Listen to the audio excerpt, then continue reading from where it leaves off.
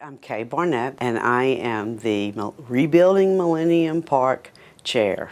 I'm Shelley Appleby with the City of Lake Charles, and I'm the project coordinator for the city and the liaison to the steering committee. I'm Pam Dixon. I was part of the first Millennium Park project, 11 or so years ago. I'm Mr. Edwards, Public Works Director for the City of Lake Charles. My name is Brian Kingsnorth. I'm the chairman of the Site Captain Committee on the steering committee.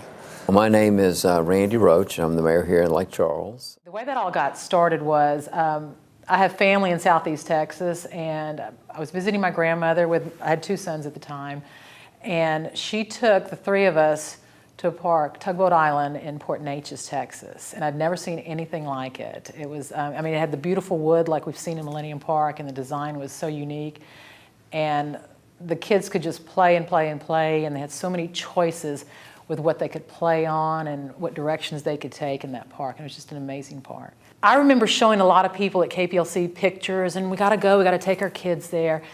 And one of the women in the newsroom happened to be attending a manager's meeting, and they were looking for a Millennium project for the station to wrap its arms around. And word spread throughout the station.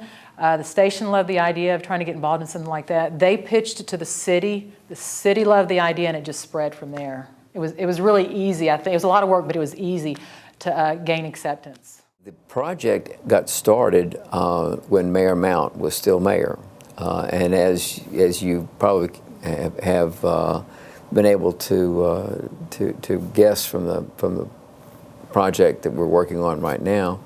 These projects generally take a lead time of several months. This one's a little bit different because we had two different experiences building a Leathers Park. But when you start for the first time to build the Leathers Park, it takes a while. It takes a lot of time, a lot of effort, especially when you're trying to organize volunteers to do that. You have to raise money, you have to organize the build and all the different aspects of the build. So it takes a lot of time to do that. So that process began before I was elected mayor.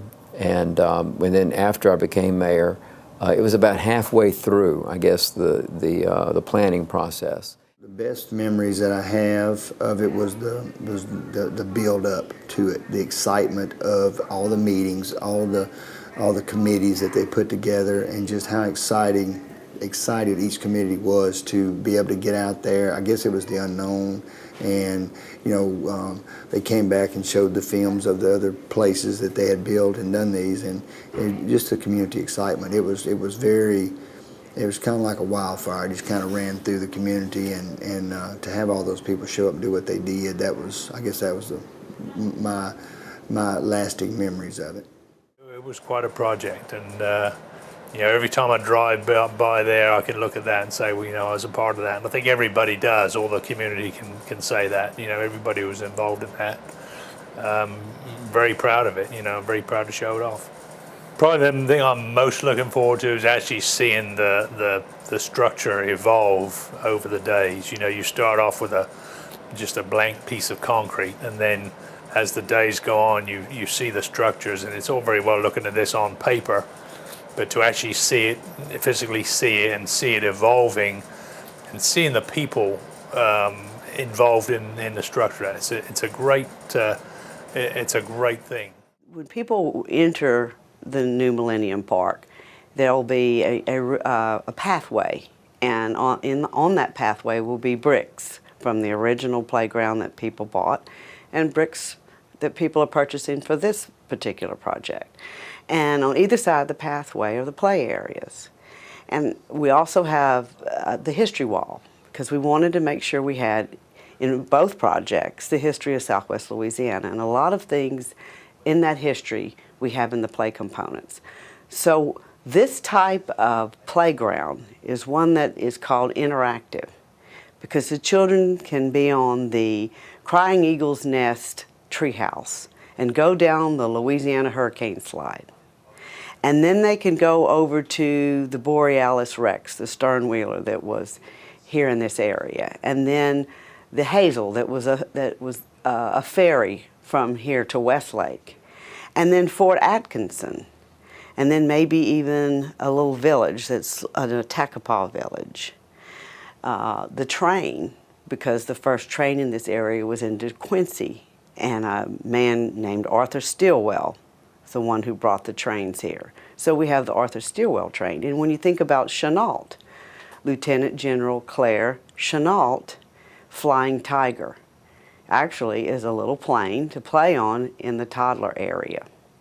So as children go from play component to play component, not only are they enjoying just the play, but they can imagine what it was like when there was a fort here, or when there was a sternwheeler here, or a ferry, or the Attakapaw Indians, and so on. So that's what makes it exciting about putting the detail into a playground.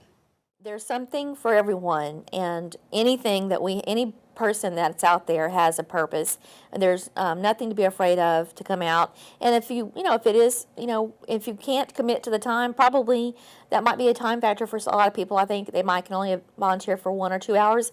That is fine. We will take you. There is a whole lot behind being able to put your hands on something and help put it together. It's very therapeutic, makes you feel like you're making a difference. It's very rewarding, and you want to come back. You want to come back 2, 3, 4, 5 times and volunteer again. And you can walk away from that experience and say, I made a difference. I helped build that. I was part of that. Really, there's nothing like it. I've done other volunteer type work, and I don't know that anything really can compare to being part of a project like this. And you don't want to be one of those after that going, wow, oh, I wish if I'd known, it was like this, I would have taken part in that. Because I did hear that after the first build. Think about what you're giving. You're giving kids a place to come and play safe and have a great time. If you're thinking about volunteering, just do it. Just come out and do it. And I guarantee you'll want to come back again. During Adventure Cove, we had so many people who came out in the early part of the build, and then they came back again and again and just signed up for other shifts as they were leaving from the shift that they'd already done, because they just had so much fun and they want to be a part of it. So, and site captains, we're always looking for site captains for people who've got a little bit of experience in construction and prepared to oversee some volunteers and show them what to do. We're always looking for those as well. Even if you don't actually go in and do some of the sophisticated carpentry work or even the simple carpentry work, just being a part of the build. Just even if all you could do is help organize the refreshments and organize the dinner or lunch or whatever, or help us run errands, whatever. It all is, you need it all. You got to have it all. I mean, it's all part of the team, and it's all part of the effort. So I would encourage everybody, regardless of age, as long as they feel like they have the wherewithal to get around, to just come on out and experience the build.